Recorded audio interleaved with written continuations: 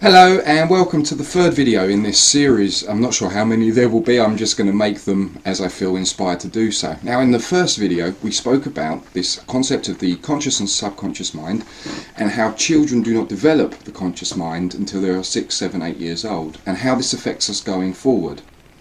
In the second video we got rather controversial and we got quite specific, and we were talking mainly about metaphors and how stories can be used to program ourselves, but children especially, into certain beliefs and ways of behaving, and how this was something which was being done constantly through places such as Disney. And I would like to stress, not just Disney, okay? Any of the really huge companies really know this stuff. And so today I thought it would be important to speak a little bit about advertising and how advertisers target children. Now, I don't want to go after the obvious here. We get it that there's adverts, especially at Christmas, which are just being thrown and inundated at our children during the Christmas periods especially. Get this toy, best thing in the world, blah blah blah blah blah. We get that. We know that's happening. If we don't, then we must be living on another planet, or we're really lucky and don't own a television.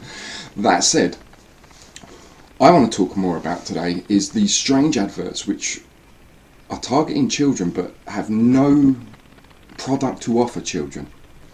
So, my first example is, and I'm going to name and shame, the bank Santander.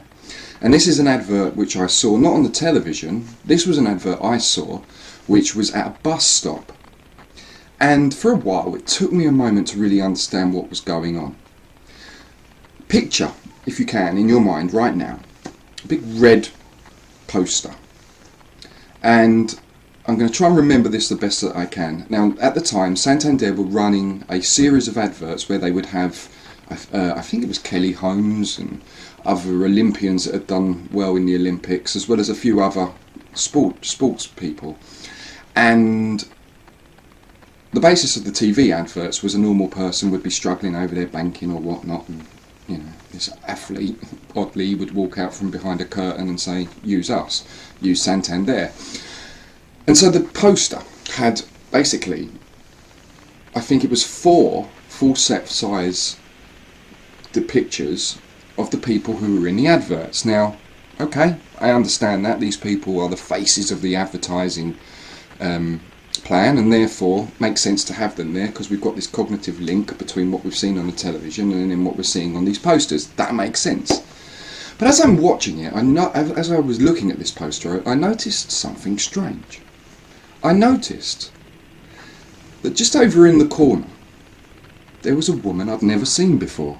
I could recognise the first 4 as Olympians or sports people, but this 4th person, no idea who it was. Then I looked closer, and this 4th person had a young child, and they were sort of standing there and the child was in front of them, and it was basically the image of, I hate this word, but a generic mum. Nice mumsy mum, okay? And this little child who was looking up at them like this, like they'd done something wrong, and the mum was kind of laughing as if to say, oh, you little rascal. I thought, that's weird. Why is that there? So I looked closer, and then I noticed something. I noticed that this advert had a big arrow, and it was coming pretty much from the child to the side of the poster, and I couldn't quite fathom what it would be, so I followed this, and then I saw it. At this bus stop on this advertising boarding, there was one of these electronic things which connect with people's phones, okay? And it had a button on it. And it had emphasised about the pressing of this button. And all of this particular part of the advert wasn't done up in my eye line, wasn't up in the eye line of an adult. It was down in the eye line of a small child. And I realised that what this was actually doing was enticing the child, who would turn around and just see a big button that says press here, right? And entice them to do so. Now, I don't know where the technology is on this. Maybe just by pressing it connects to the closest phones that are there, in which case these banks are illegally stealing and hacking into your phone by using your child to do so. But what I really noticed was how they picture was there to purposefully do this. So the child, who knew they probably shouldn't be pressing this button, had been told directly through a hypnotic suggestion to do so, and then when they look at the reference picture, what do we get? We get cheeky. We don't get we get cheeky. So that's Santander right there, using really devious tricks to get your children to participate in probably hacking into your phone. Okay? Another one I want to talk about, and I won't be too specific here, but one example is the Meerkat adverts, okay? And which is comparethemarket.com.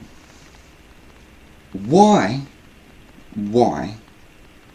is an insurance company advertising to adults with cuddly toys, with cute animations of meerkats, which were oddly Russian, babies, and all of this sort of thing? Now, a similar program was put out by Argos, who had the blue aliens.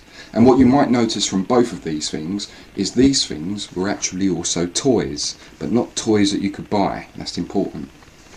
So maybe we can comprehend from what we were talking about at the beginning of this video through the obvious advertising to children, that what they're doing is in essence making it all cute and creating this thing that a child would want. A toy, a cuddly toy, the cute alien, the cute meerkat. Back in my day, it was piggy banks that you could collect to get into the bank, okay? Outrageous. So why are they doing that? Now, on one level they're doing it because they know that a child will harass some parents. I want the meerkat, I want the meerkat, I want the meerkat. And that in essence is going to get them to maybe use the service if just to get the free gift. But there's something else happening here, folks, something very important. Banks, especially insurance companies, companies that have been around for a very long time, such as Argos, understand something. They understand that if they advertise to children now, when they get to the age when they require these services, all of this cutesy schmootsy programming, and let's note that word there, programming, children's programs, TV programs, will actually affect them on a subliminal subconscious level and get them to use the services. Now, again, I'm not going to stand here as the high priest of morality and say whether or not this is correct or not. Well, I am actually. It's not correct. It's not correct at all. It shouldn't be so easy for it to happen. But the truth is, we don't know. We don't know that it even works. We don't understand the level of psychology that goes into these things. Understandings which, I would like to point out, would change the world overnight in a positive way. Understandings which could give our children a great amount of power in the world. So, I'm going to leave that there today, just to talk about how advertising works and why it targets children in the way it is, and maybe to just give you an idea, just start keeping your eye out, start watching, start listening to these things, and understand that what they're actually doing is targeting the young defenseless minds of children in order to be able to either pressurize the adult into doing the action that they want, or to pre-program the children to use their services going out into the future.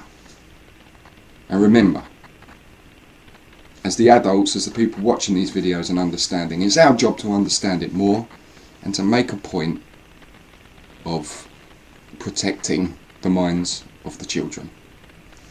Thanks again for your time. We'll speak again soon. I hope you're finding these videos interesting and useful. I look forward to hearing from you soon. Let me know what you think. Thank you. Bye.